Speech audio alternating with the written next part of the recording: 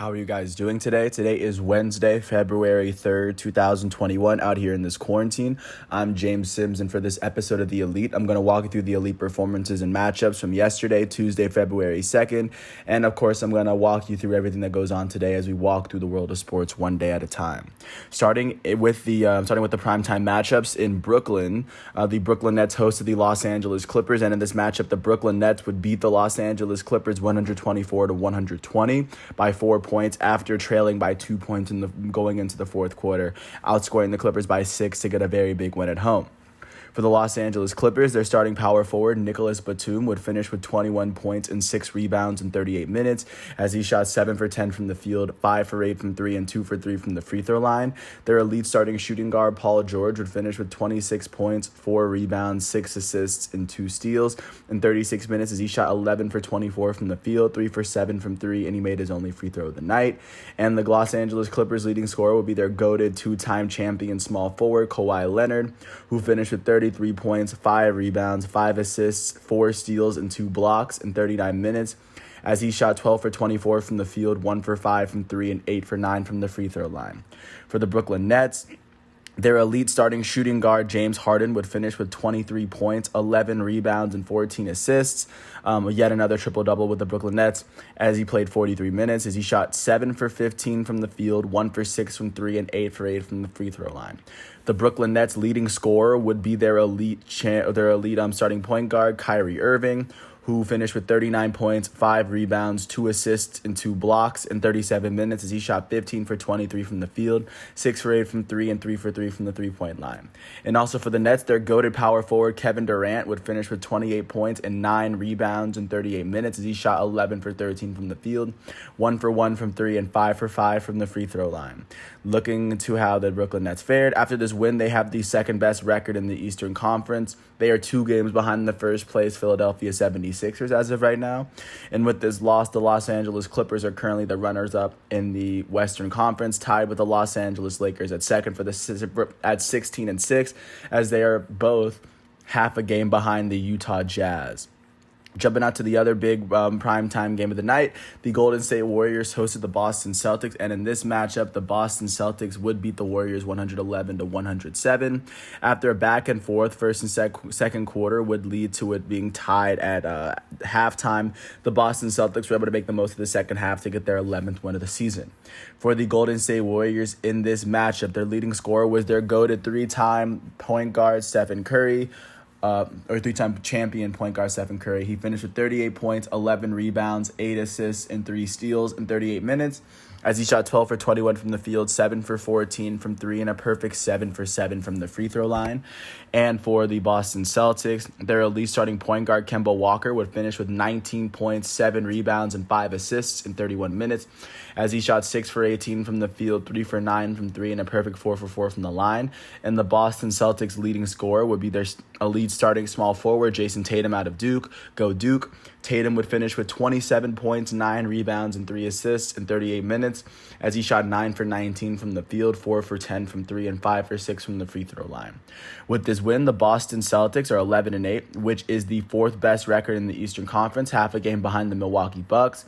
And with this loss, the Golden State Warriors are 11-10, tied with the San Antonio Spurs for the 9th best record in the Western Conference.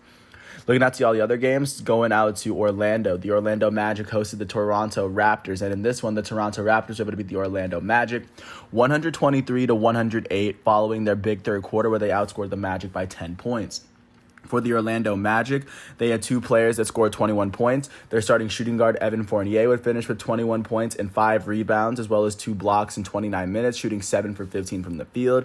And the other player sharing the team lead in points was their starting center, Nikola Vucevic, who finished with 21 points and 18 rebounds in 37 minutes as he shot 9 for 19 from the field and made his only free throw attempt of the night.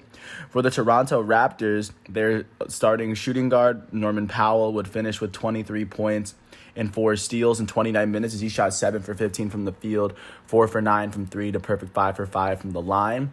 Additionally, their elite starting power forward, Pascal Siakam, would finish with 12 points, 5 rebounds, and 8 assists in 36 minutes as he shot 4 for 11 from the field and a perfect 4 for 4 from the line. Their elite starting point guard, Kyle Lowry, would finish with 14 points, 10 rebounds, 10 assists, and 4 steals as he played 34 minutes to get this triple-double. He shot 4 for 11 from the field, 3 for 8 from 3, and a perfect 3 for 5 from the free throw line. And the leading scorer for the Toronto Raptors and the current holder of the most points scored for the Toronto Raptors, the franchise record for points scored in a game, belongs to Fred VanVleet, the starting shooting guard out of Wichita State, who finished with 54 points, 3 rebounds, 2 assists, 3 steals, and 3 blocks in 37 minutes. For the 54 points. He shot 17 for 23 from the field, 11 for 14 from 3, which is 1 3 short of the franchise record. And he also shot a perfect 9 for 9 from the free throw line, passing DeMar DeRozan, the current starting small forward for the San Antonio Spurs, for the franchise record in points scored. With this win, the Toronto Raptors are 9-12, which is the 9th best record in the Eastern Conference. And with this loss, the Orlando Magic are 8-14, which is the 12th best or the 4th worst record in the Eastern Conference, of course, if you're keeping count. Jumping out to Indianapolis, the Indiana Pacers hosted the Memphis Grizzlies, and in this matchup, the Pacers were able to beat the Grizzlies 134-116 after outscoring the Grizzlies by 21 in the first half. For the Memphis Grizzlies, their leading scorer will be their starting shooting guard, Dillon Brooks, out of Oregon, who finished with 25 points in 28 minutes. He also had 3 steals on the night as he shot 10 for 18 from the field and a perfect 3 for 3 from the line. Also for the Grizzlies, their elite starting point guard, Ja Morant, would finish with 10 points, 5 assists, and 2 steals in 29 minutes as he shot 2 for 10 from the field, 0 for 1 from 3, and a perfect 6 for 6 from the line. For the Indiana Pacers, their starting center, Miles Turner, would finish with 22 points and 11 rebounds, as well as 5 blocks in 32 minutes as he shot 9 for 13 from the field and 3 for 6 from 3. Their starting point guard, Malcolm Brogdon, would finish with 23 points and 7 assists in 29 minutes, shooting 9 for 16 from the field and a perfect 3 for 3 from the line. And the Indiana Pacers' leading scorer would be their starting power forward, Domantas Sabonis, who finished with 32 points, 13 rebounds, and 5 assists, as well as 2 steals in 35 minutes. He shot 13 for 15 from the field, a perfect 2 for 2 from 3, and 4 for 6 from the free throw line. With this win, the Indiana Pacers are 12-9, which is the 5th best record in the Eastern Conference, as they are tied as they are both 3 games. They and the Celtics are both 3 games behind the first place Philadelphia 76ers. With this loss, the Memphis Grizzlies are 9-7, which is the 6th best record in the entire Western Conference. And they and the Portland Trailblazers are both 4.5 games behind the first place Utah Jazz. Jumping out to D.C., the Washington Wizards hosted the Portland Trailblazers, and in this matchup, the Portland Trailblazers were able to beat the Wizards 132-171 after outscoring the Wizards by 17 points in the first quarter and running away with that momentum. For the Washington Wizards, their starting power forward, Rui Hachimura, would finish with 24 points and 5 rebounds in 34 minutes, shooting 10 for 12 from the field and 3 for 4 from 3. Their elite starting point guard, Russell Westbrook, would finish with 17 points, 12 rebounds, and 10 assists in 33 minutes, as he shot 7 for 15 from the field, 1 for 3 from 3, and a perfect 2 for 2 from the line.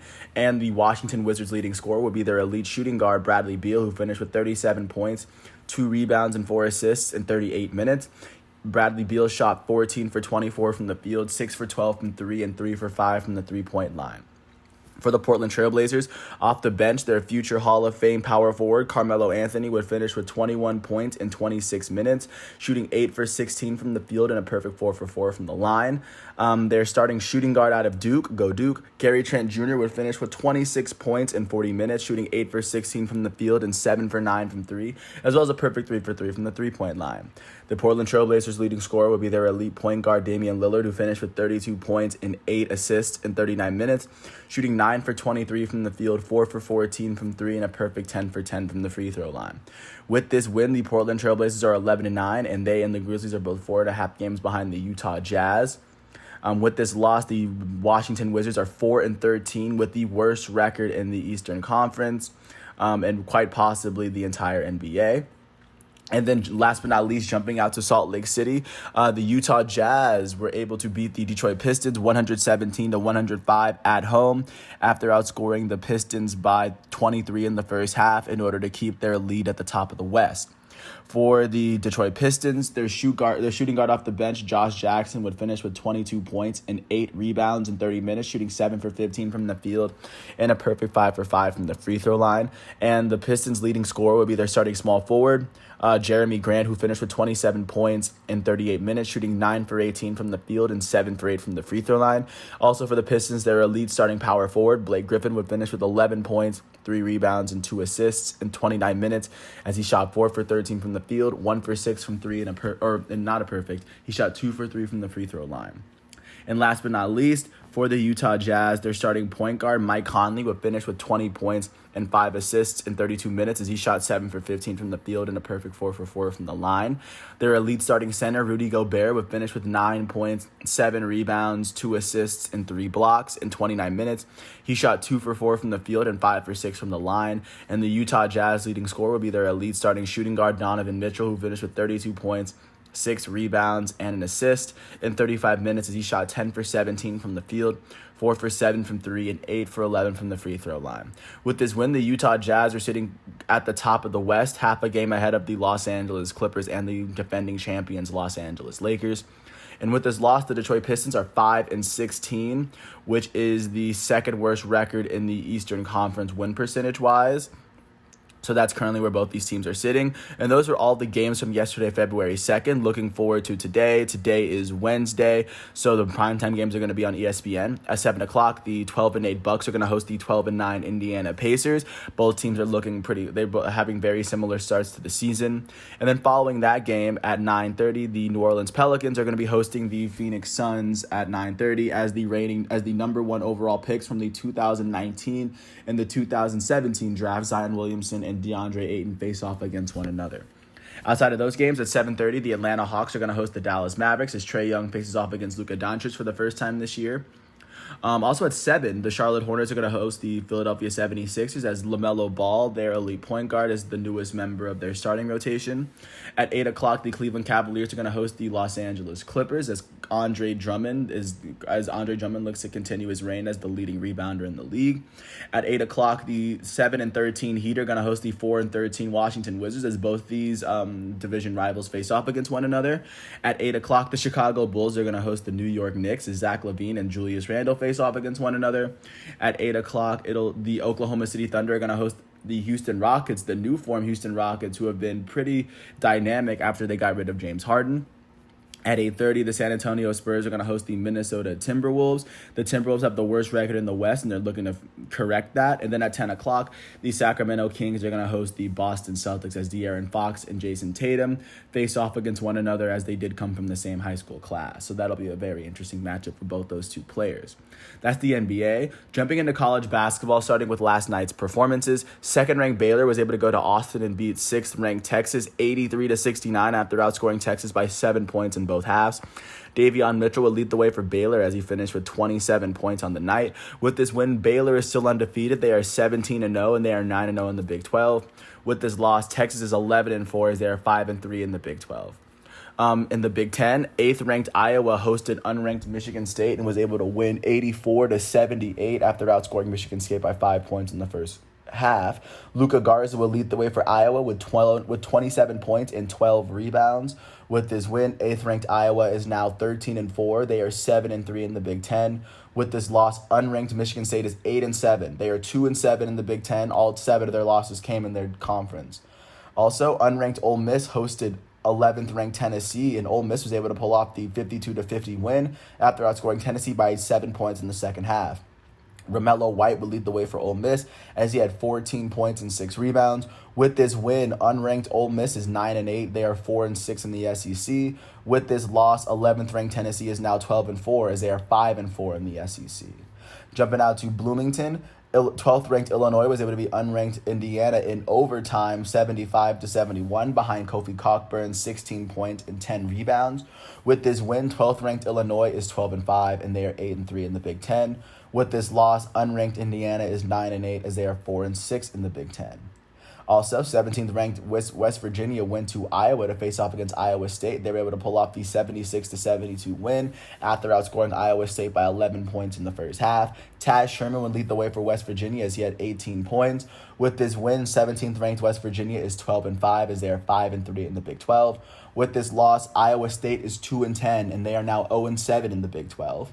Jumping out to Madison, 19th ranked Wisconsin hosted unranked Penn State, and Wisconsin was able to pull off the 16-point win, 72-56, after outscoring Penn State by 14 points in the second half.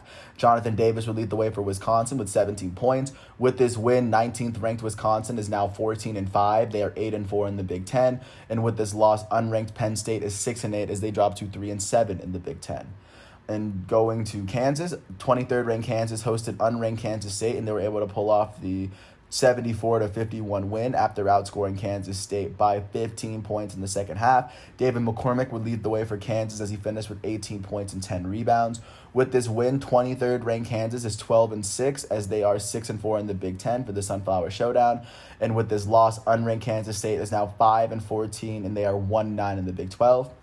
And last but not least, 24th ranked Purdue went to Maryland to face off against the Terps.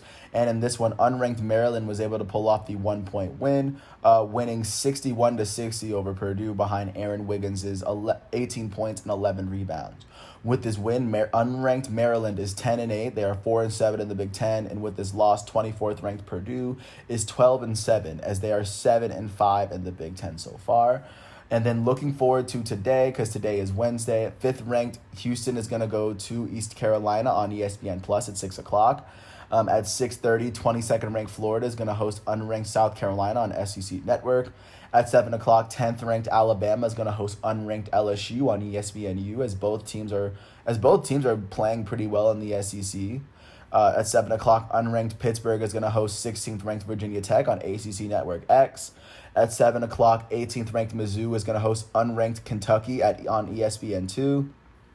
At 9 o'clock, unranked St. John's is going to host 3rd-ranked Villanova on TBS Sports Network.